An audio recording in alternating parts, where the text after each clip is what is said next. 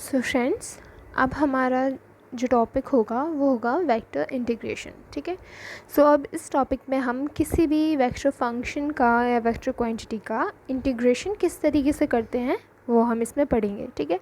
So basically vector integration is of 3 types: line integral, surface integral and volume integral. Okay. So हम किसी भी vector का 3 तरीके से इंटीग्रल करते हैं। लीनियर, देखिए सबसे पहले बात आती है लाइन इंटीग्रल की। ठीक है। तो लाइन इंटीग्रल को समझने के लिए सबसे पहले देखिए हमने ये फिगर लिया है।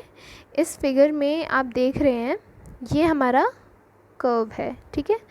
This is our curve. हमने कोई भी एक लीनियर पाथ ले लिया है। ठीक है। लाइन इंटीग्रल के लिए आप लाइन भी ले सकते हैं या फिर मैंने कोई एक लीनियर कर्व ले लिया है। अब इस कर्व, देखिए ये कर्व जो है, ये कर्व है हमारा ए बी कर्व। अब इस ए बी कर्व पर जो पॉइंट है P, अब देखिए इस ए बी कर्व पे जो हर एक पॉइंट पे फंक्शन की वैल्यू है वो हमने क्या ली है friends, F X Y Z. ठीक है। ये वेक्टर फंक्शन हमने लिया है। ओके। नाउ अब देखिए हमने कोई भी एक P पॉइंट ले लिया। P पॉइंट पे जो वेक्टर फंक्शन है f, उसका जो कंपोनेंट है वो कंपोनेंट क्या है, f। ठीक है। ये कंपोनेंट क्या है, f। एंड इस कर्व की जो डायरेक्शन बता रहा है टेंजेंट, वो क्या है, दिस वन। ठीक है, दिस वन t। ओके। तो ये हमारा टेंजेंट है कर्व पे। अब देखिए अगर आपको इसका लाइन इंटीग्रल निकालना है इस कर्व का, तो आप किस तरीके से निकालेंगे, the line integral of a vector function f along the curve AB is defined as the integral of the component of f, okay, of the component of f along the tangent of curve AB। ठीक है। Now अब देखिए आप component of f किस तरीके से निकाल सकते हैं mathematically, along the tangent PT। तो वो क्या हो जाएगा, हमारा कंपोनेंट निकालने का क्या मैंने आपको मेथड बताया था, the dot product of f, ठीक है ना, the function and the unit vector along the tangent PT। Okay. So ये क्या हो जाएगा, f vector dot dr vector by ds। Tangent का मैंने आपको बताया था formula, dr position vector upon its magnitude. ठीक है। ये हमारा क्या हो जाएगा, unit vector along the tangent PT। Okay. So अब जब हम लाइन इंटीग्रल निकालेंगे तो वो क्या होगा, देखिए लाइन इंटीग्रल हमारा क्या होगा, summation of f vector dot dr vector by ds from a to b along the curve. ठीक है। So line integral is equals to क्या हो जाएगा, integration over the curve C, integration over the curve C। और integration हम किसका करेंगे, the component of f along the tangent dr by ds। ठीक है ना, विद रिस्पेक्ट टू क्या, magnitude of that element of curve. ठीक है, that is ds। Okay. So ये हमारा क्या हो जाएगा, ds से ds हमारा कैंसिल आउट हो जाएगा एंड अल्टीमेटली हम किसका इंटीग्रेशन करेंगे, over C f vector dot dr। तो देखिए अब इसी की कुछ स्पेशल केसेस या फिर आप एग्जांपल ले लीजिए। देखिए अब अगर आपको एग्जांपल में हम पहले ले लेते हैं, वर्क की बात करते हैं अगर, ठीक है। तो अगर आपको किसी भी वेक्टर इंटीग्रेशन में अगर आपको किसी भी क्वेश्चन में वर्क डन निकालने के लिए बोला है, टोटल वर्क डन, तो आप किस तरीके से निकालेंगे। अगर आपको फंक्शन जो है वो फंक्शन फोर्स दे रखा है, ठीक है ना, फंक्शन की वैल्यू जो है वो फोर्स दे रखी है, acting on a particle along R A B. ठीक है ना, समझ में आ रहा है। If f represent the variable force acting on a particle along A B, हमने कोई भी एक पोजीशन या फिर एक पाथ ले लिया ए बी, उस पर किसी भी पार्टिकल पे जो फोर्स लग रहा है वो फंक्शन हमने f वेक्टर ले लिया है। ठीक है ना, और वो जो पाथ है वो हमने ए बी ले लिया। तो सिंपली जो वर्क डन होगा वो क्या होता है, फोर्स इनटू डिस्प्लेसमेंट। तो ये क्या हो जाएगा हमारा path A to, from limits हमारी क्या हो जाएंगी, from initial point to final point, ठीक है ना। तो ये क्या हो जाएगा, ए टू बी हम इंटीग्रेशन कर देंगे इसका F vector dot D R vector. D R vector यहाँ पे क्या है, स्मॉल एलिमेंट का पोजीशन वेक्टर है। अब इसी तरह अगर आपको किसी लिक्विड का सर्कुलेशन निकालना है तो वो आप किस तरीके से निकालेंगे, इफ़ वी वेक्टर हमारा क्या बता रहा है, velocity of a liquid, then जो हमारा line integral over a curve surface. देखिए अगर आप लिक्विड की बात करेंगे तो ये क्या आएगा, लिक्विड की अगर आप बात करते हैं तो ये कर्व सरफेस आएगी, ओपन सरफेस तो आएगी नहीं, है ना। ओपन सरफेस हमने अभी थोड़ी देर पहले ली थी, ऐसे मान लीजिए या फिर ऐसे मान लीजिए, ये हमारी ओपन सरफेस है, ठीक है। बट जब हमारे इनिशियल और फाइनल पॉइंट क्या हो जाएंगे, मीट कर जाएंगे, तो वो हमारी कर्व सरफेस कहलाएगी। और उस कर्व सरफेस के लिए जो इंटीग्रेशन का साइन होगा वो क्या होगा, दिस वन, ठीक है ना। इंटीग्रल में ही हम बबल या फिर सर्कुलर पाथ शो कर रहे हैं, इसीलिए बीच में सर्कल है, ठीक है। So integration for a closed path, उसका साइन किससे हम रिप्रेजेंट करते हैं, इस साइन से, ठीक है। सो हमें अगर सर्कुलेशन निकालना है तो हम क्या करेंगे, integration of the velocity with respect to the position vector, ठीक है, which we called the circulation around the close curve C. Okay, now अब हमने कोई एक क्वेश्चन ले लिया है, न्यूमेरिकल क्वेश्चन। अब इस न्यूमेरिकल क्वेश्चन में आप देख रहे हैं फोर्स जो है, फोर्स यानी कि हमारा एफ फंक्शन, वो उसकी वैल्यू दे दी है 2x² आई कैप प्लस 3xy जे कैप, ठीक है। Displaces a particle from 0 0 to 1 4, ठीक है ना। अब ये हमें लिमिट्स दे दी हैं, ठीक है, 0 0 to 1 4। ये 0 0 जो है ये फर्स्ट लिमिट हो गई इनिशियल पॉइंट के लिए, एक्स और वाई के लिए। एक्स वाई प्लेन में देखिए अब ये पार्टिकल को डिस्प्लेस कर रहा है एक्स वाई प्लेन में, दैट्स वाई जो हमारी इनिशियल लिमिट्स होंगी वो एक्स वाई के लिए क्या हो जाएंगी, 0 0, and final limit for X Y plane will be 1 4, ठीक है। एंड कर्व की जो इक्वेशन दे रखी है वो क्या दे रखी है, सॉरी, कर्व की इक्वेशन जो दे रखी है वो दे रखी है y is equals to 4x²। अब आपको इसमें सिंपली वही वर्क डन निकालना है, तो वर्क डन का मैंने आपको बताया था, हम क्या करेंगे, इंटीग्रेशन कर देंगे इस एफ फोर्स का, ठीक है ना, with respect to D R vector. So अब हम क्या करेंगे, इसमें एफ वेक्टर की वैल्यू रख देंगे, ठीक है, एफ वेक्टर की वैल्यू हम इसमें पुट कर देंगे। एंड डी आर वेक्टर, देखिए अब यहाँ पे डी आर वेक्टर आपको समझने की ज़रूरत है।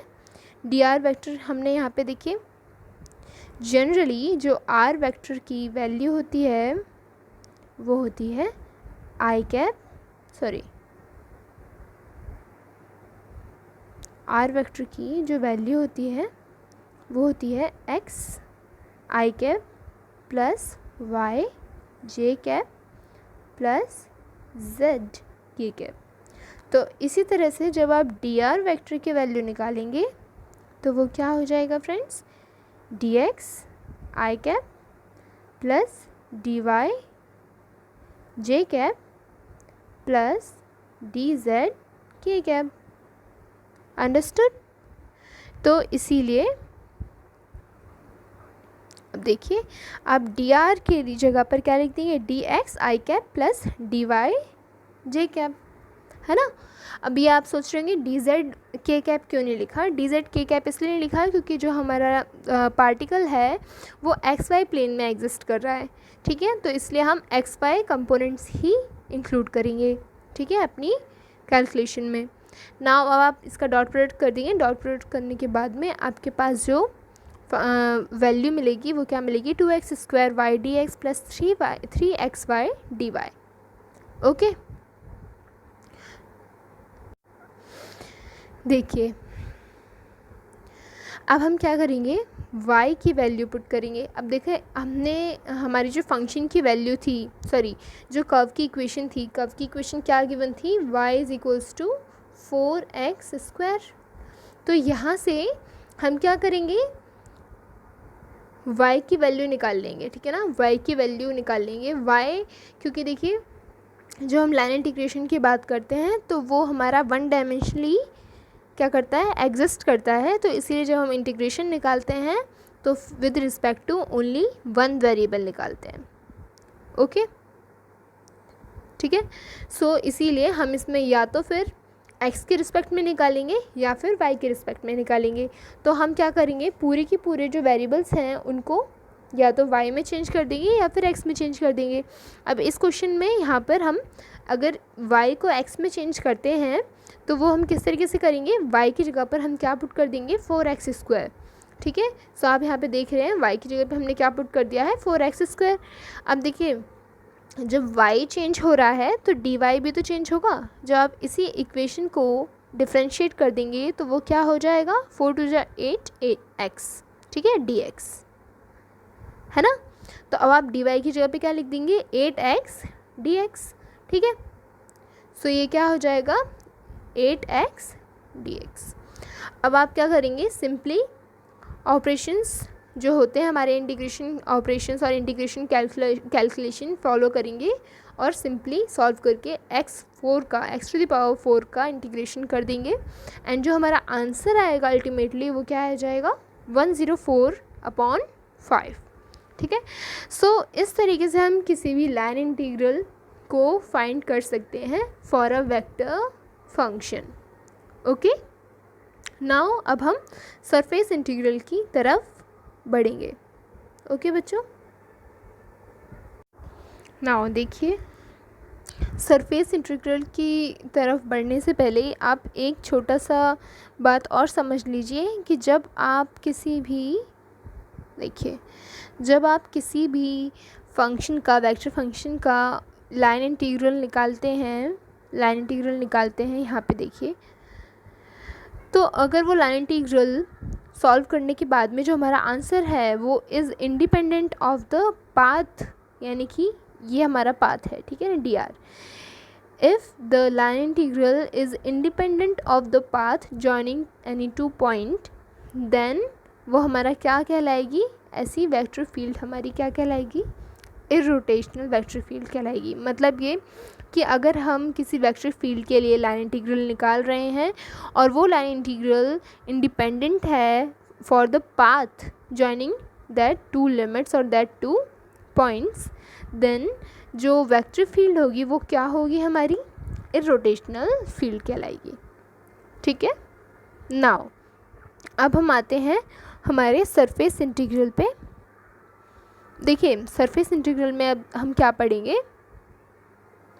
सरफेस इंटीग्रल में हम कोई भी एक कर्व ले लेंगे, ठीक है। अब देखिए हमने एक कर्व लिया,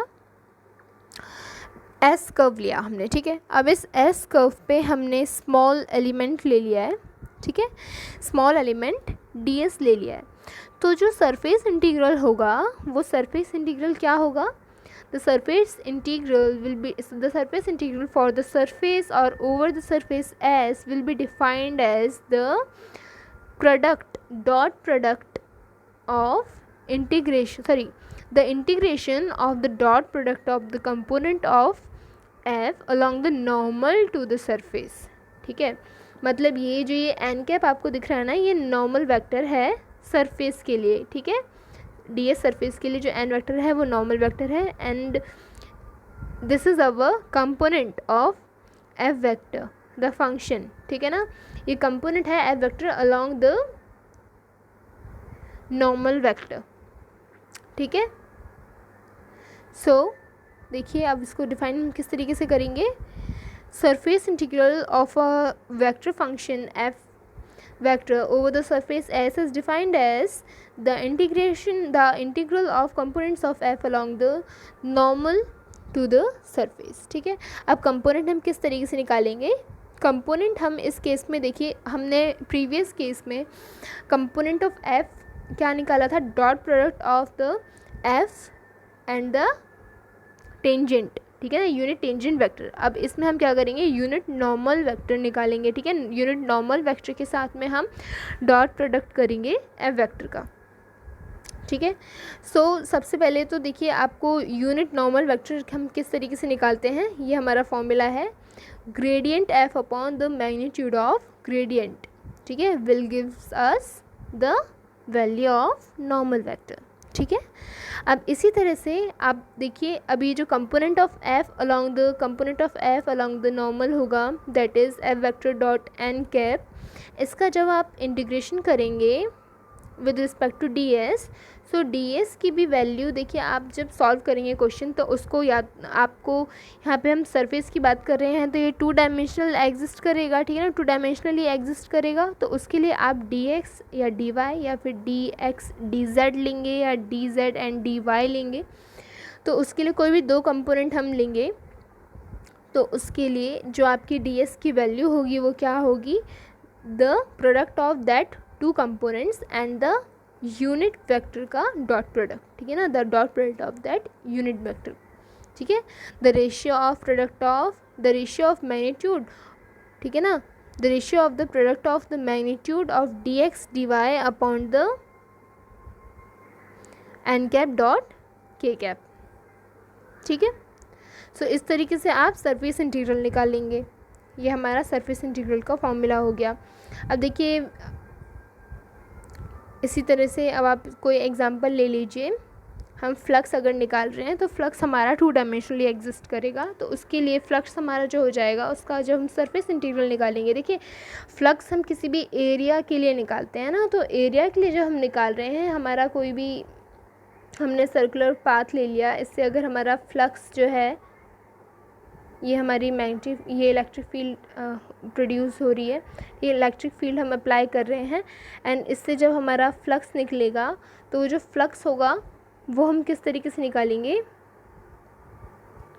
the integration of F vector dot N cap D S, where F vector represents the velocity of the liquid. ठीक है, एंड ये बात भी याद रखिए, अगर सरफेस इंटीग्रल किसी भी फंक्शन के लिए 0 हो जाता है तो ऐसे में हमारा जो वेक्टर पॉइंट फंक्शन होगा वो क्या कहलाएगा, सोलेनॉइडल वेक्टर पॉइंट फंक्शन कहलाएगा।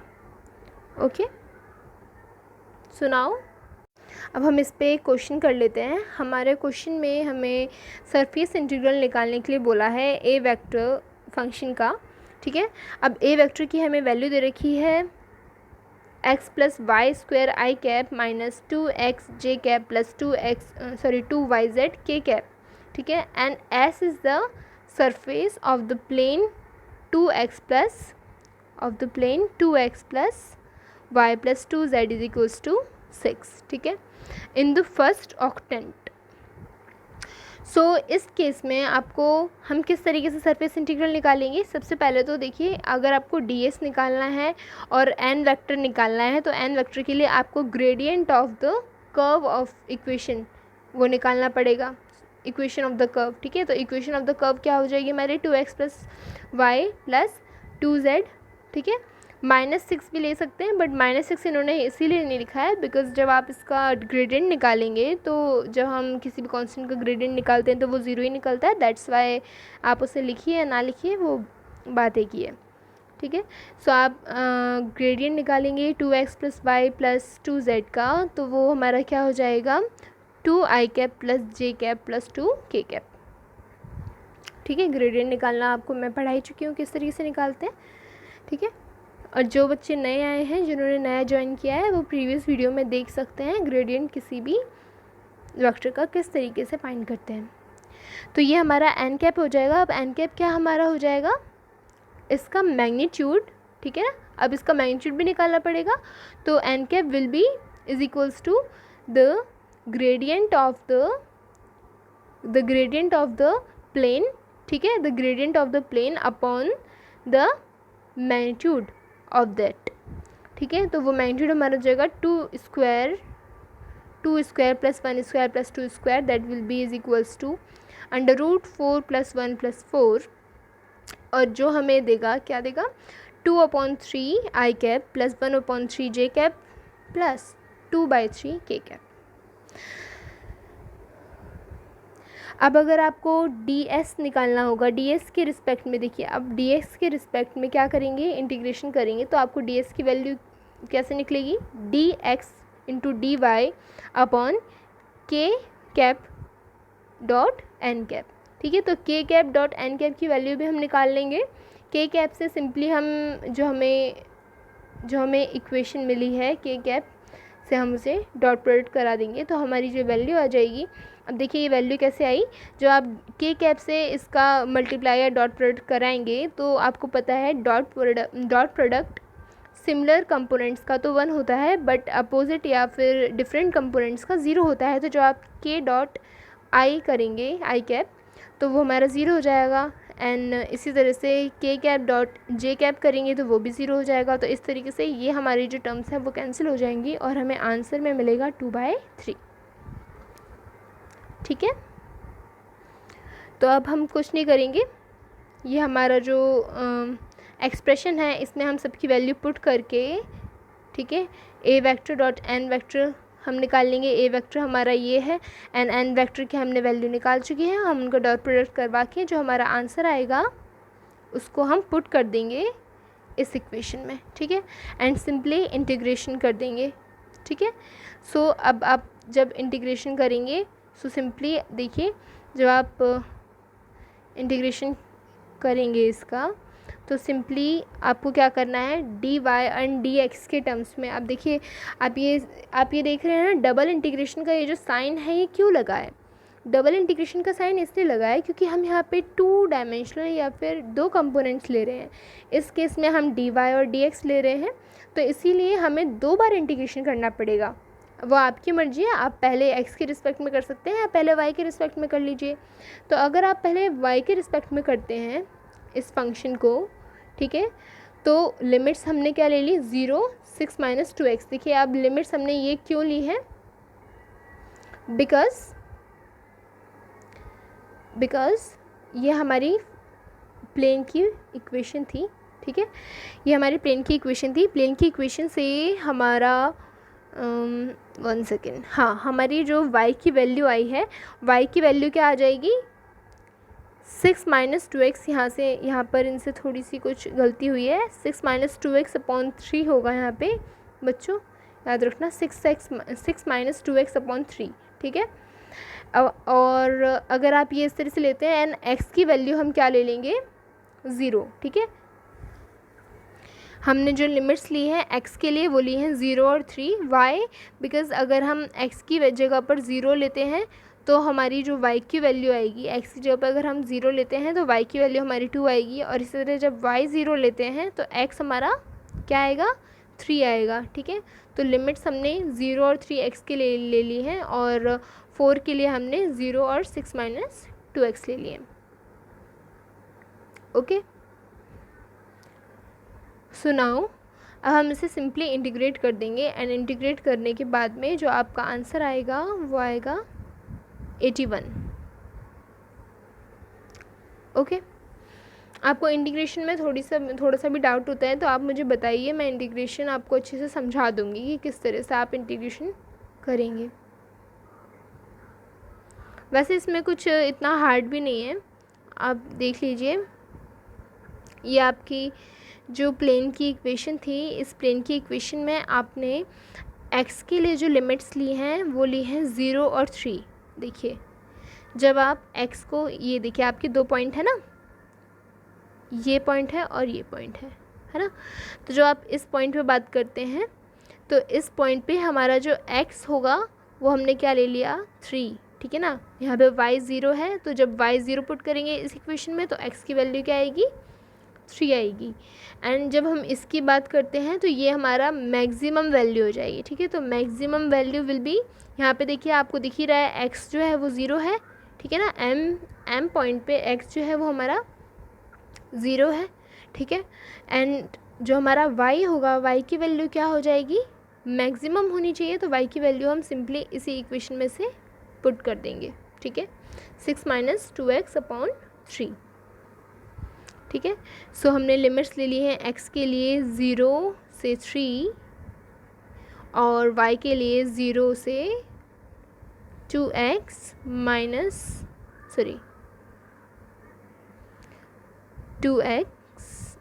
1 सेकेंड,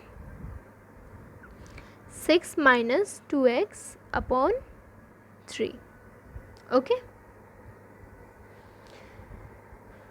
देन आपको सिंपली मल्टीप्लाई एंड डिवाइड जो कैलकुलेशंस हैं वो परफॉर्म करके सिंपली आपको इसका इंटीग्रेशन कर देना है। ओके, सो इस तरीके से आप सरफेस इंटीग्रल करते हैं। तो ये तो आपका सरफेस इंटीग्रल हो गया। आप देखिए वॉल्यूम इंटीग्रल और इजी है। देखिए वॉल्यूम इंटीग्रल हम किस तरीके से करेंगे। अब देखिए वॉल्यूम इंटीग्रल हम किस तरीके से कर सकते हैं। Let F be a vector point function. हमने कोई भी एक वेक्टर पॉइंट फंक्शन जैसे अभी तक हम मानते आए हैं वैसे हमने F vector again vector point function मान लिया है। एंड अ वॉल्यूम हमने ले ली है enclose by a closed surface. ठीक है, क्लोज सरफेस। तो जो वॉल्यूम इंटीग्रल होगा वो हमारा क्या होगा, ट्रिपल इंटीग्रेशन। देखिए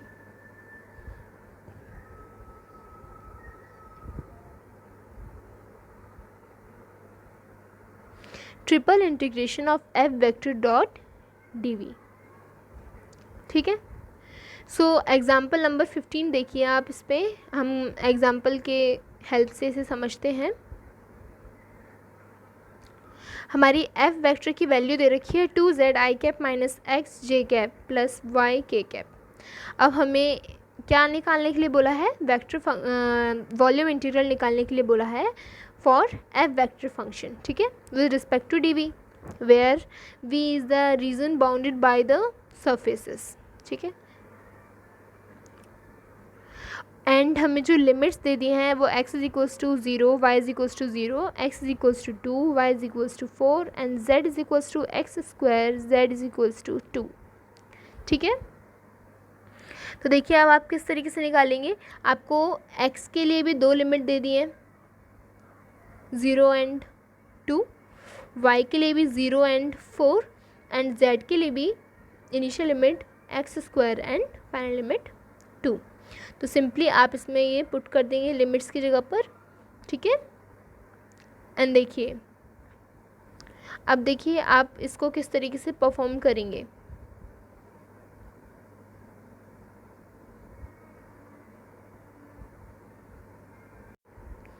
सो देखिए सबसे पहले आप फंक्शन जो है, अब देखिए हमने सरफेस इंटीग्रल में dx और dy दो कंपोनेंट के लिए दो बार इंटीग्रेशन किया। पहला हमने dx के लिए कर लिया, देन सेकंड हमने dy के रिस्पेक्ट में कर लिया फंक्शन का इंटीग्रेशन। ठीक है, नाउ अब हमने सबसे पहले इसमें dz के रिस्पेक्ट में f को क्या किया, इंटीग्रेट किया। तो जो हमारी वैल्यू आती है वो क्या आती है, z square I cap minus x Z J cap plus Y Z के कैप। ठीक है, और जो हमारी लिमिट्स हैं वो क्या है, एक्स स्क्वायर टू 2। तो अब हम इसमें पुट करके जो हमारा आंसर आता है वो क्या आता है, ये। अब इससे हम क्या करेंगे, डी वाई के रिस्पेक्ट में इंटीग्रेट करेंगे। डी वाई के रिस्पेक्ट में जब इंटीग्रेट करते हैं तो हमें फंक्शन की जो वैल्यू मिलती है वो क्या मिलती है, दिस वन। एंड जब हम इसकी लिमिट्स पुट कर देते हैं 0 to 4, देन हमें फंक्शन की वैल्यू क्या मिलती है, दिस वन। ठीक है, देन आप इसे क्या करेंगे, फाइनली जब डी एक्स के रिस्पेक्ट में इंटीग्रेट करेंगे फ्रॉम लिमिट्स 0 to 2 तो हमें फाइनल आंसर हमारा मिल जाएगा। ठीक है, 32/15 3 आई कैप प्लस 5 के कैप। ओके, सो फ्रेंड्स इस तरीके से हम किसी भी वेक्टर का इंटीग्रेशन करते हैं, चाहे हम लाइन इंटीग्रेशन की बात करें या सरफेस इंटीग्रेशन की बात करें या फिर वॉल्यूम इंटीग्रेशन की बात करें, हम इस तरीके से सॉल्व करते हैं क्वेश्चंस को। ठीक है ना, वेक्टर के लिए। सो आज के टॉपिक में इतना ही। हमारा ये वेक्टर इंटीग्रेशन का टॉपिक यहीं ख़त्म होता है।